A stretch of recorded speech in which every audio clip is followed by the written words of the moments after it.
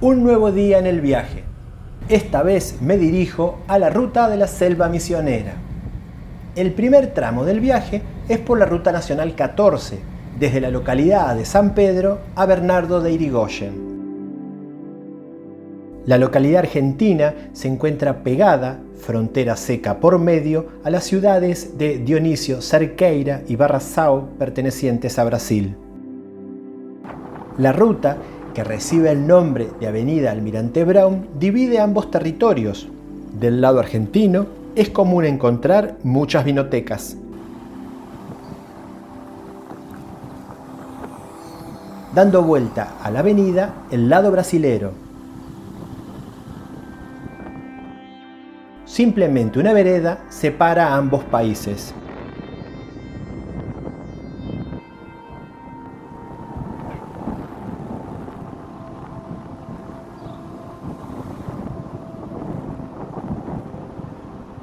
Dejamos atrás la localidad de Bernardo de Irigoyen y la ruta 101 hacia el norte nos llevará a disfrutar de la Ruta de la Selva, un corredor verde que tiene como objetivo unir la mayor cantidad de selva, conectando el Parque Nacional Iguazú con parques provinciales y reservas privadas turísticas.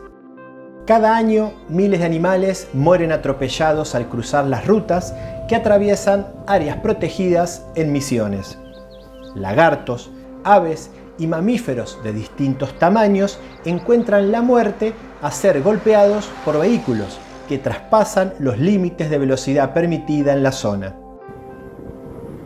Cerca de la localidad de Andresito se encuentra el primer ecoducto pasafauna construido en Latinoamérica. Fue creado en un lugar estratégico donde los animales cruzan evitando ser atropellados. Con esta imagen aérea podemos ver cómo se da continuidad a la selva, ya que el pasafauna une dos parques, el Parque Provincial Uruguay y el Foerster.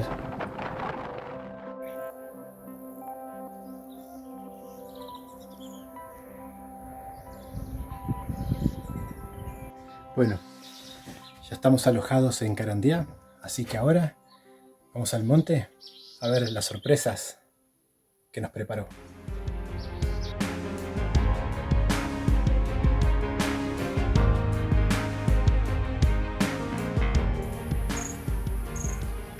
En la cabaña de la bioreserva tenía el nido una pareja de tico-tico cejudo, también llamado trepador chorreado o tico-tico estriado. Es frecuente encontrar en estos sitios lugares donde se alimentan a las aves. De esta manera, principalmente los fotógrafos consiguen buenos acercamientos.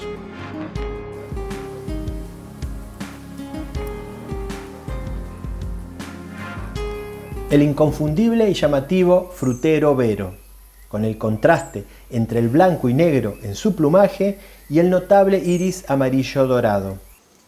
Una mosqueta ceja amarilla. Los lagartos siempre presentes en los senderos de la tierra colorada. Un surucuá amarillo, generalmente inmóvil en lo profundo de la selva, aunque es fácil de descubrir cuando vocaliza.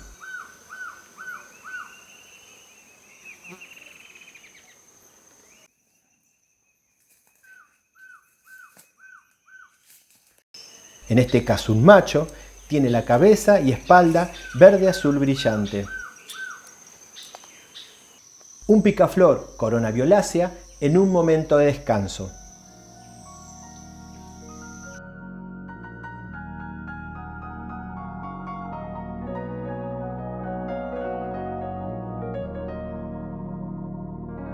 Entre las especies forestales que crecen naturalmente en la selva se encuentra el palmito, un alimento que se comercializa en lata.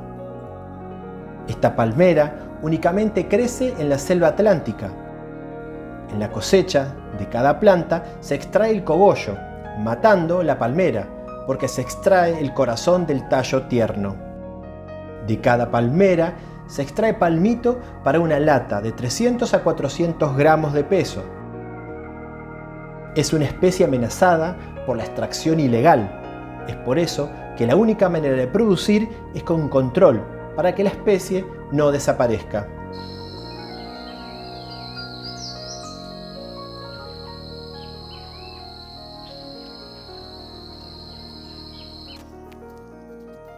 Después de colocar una cámara trampa en un sendero de la reserva, recorro el último tramo de la Ruta 101, el que ingresa al Parque Nacional Iguazú.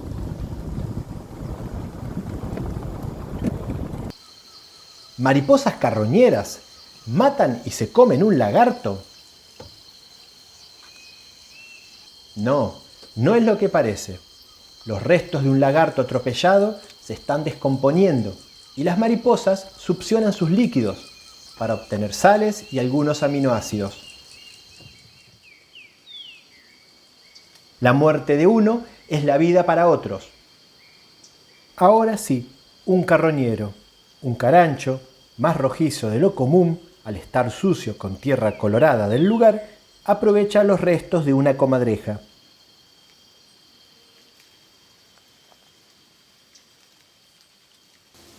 Un venteveo rayado. Este tiránido es migrador. Todos los años anida en el extremo sur y luego emprende viaje al norte de Sudamérica.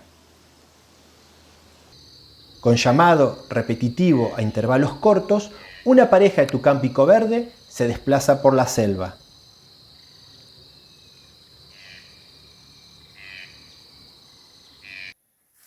Las horas de más calor, después del mediodía, es para tomarlo con calma. Acá en la selva, estamos arriba de los 30 grados. Y bueno, aprovecho para contarte un poco cómo es esto de filmar las aves en ambiente selvático. Se complica todo un poco más complicado. Muchas veces la falta de luz, ambientes o espacios que son difíciles, por ejemplo, si podemos ver acá abajo, donde continúa el sendero, muchas veces se hace difícil acomodar y estabilizar la cámara, ¿sí? O sea, este trípode, vemos acá el trípode, muchas veces se complica poder estabilizarlo, acomodarlo, cuando aparece alguna ave repentina y queremos prepararnos bien para poder filmar.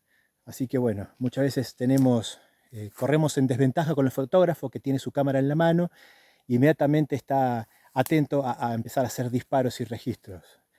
Muchas veces en mi caso se hace más difícil esto, pero bueno, la satisfacción es enorme cuando hacemos buenos registros de cantos, movimientos, actividad del ave que se mueve en su entorno natural. Así que bueno, yo mientras tanto sigo esperando un poco que baje la temperatura, que pase las primeras horas de la tarde y te sigo mostrando todo lo que aparece y me puede mostrar esta hermosa selva en Misiones. El tingazú, un cuclillo rojo canela brillante con llamativa cola larga.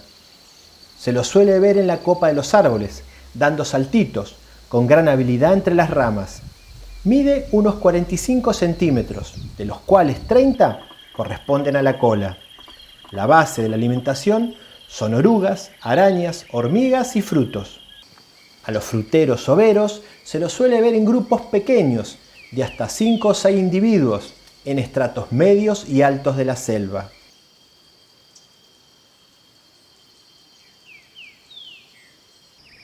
El mosquero silbador o surirí silbón, ceniciento con notable copete, alas y cola negros, generalmente en sitios visibles en lo alto de la selva.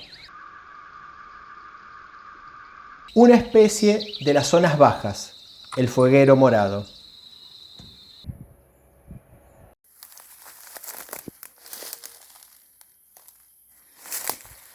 Estamos viendo plantas de yerba mate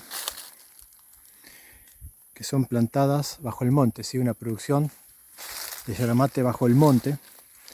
Como podemos ver, plantitas que son ideales para hacer una actividad productiva amigable con el ambiente. Es un ambiente en recuperación que es ideal hacer esta actividad, plantar estas plantas de yerba mate, porque bueno, atrae a las aves que le encantan sus semillas y bueno, va repoblando, regenerando parte del suelo degradado, ¿sí? Se contrapone con la producción de monocultivo que destruye y arrasa y deteriora, por supuesto, primero el bosque y después el suelo. Así que es una buena iniciativa que tiene la gente de Carandiá para empezar a recuperar algunos ambientes que sufrieron la deforestación. Podemos comparar el ambiente donde se produce yerba bajo el monte, donde se conserva la biodiversidad, a diferencia del monocultivo, donde se cortan los árboles, se quitan las raíces y se planta la yerba mate.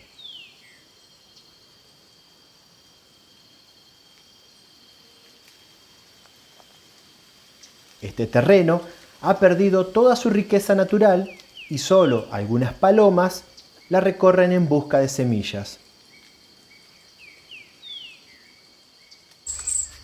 Volvemos donde comenzamos, los ticoticos de la cabaña.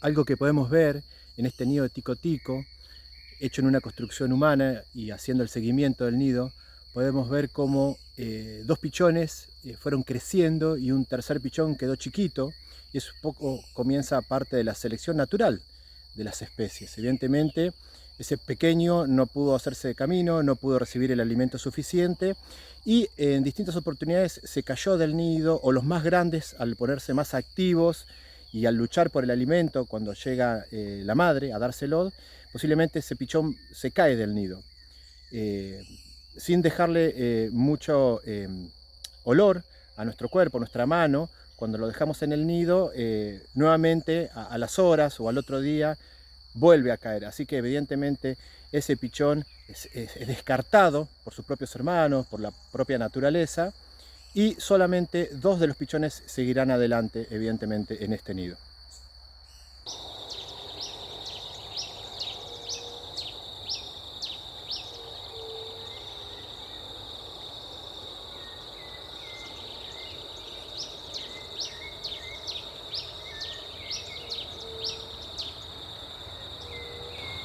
Después de un día en Carandiá, amanece luego de una noche de lluvia, aún con la cara de dormido, una pequeña recorrida y tengo que seguir viaje.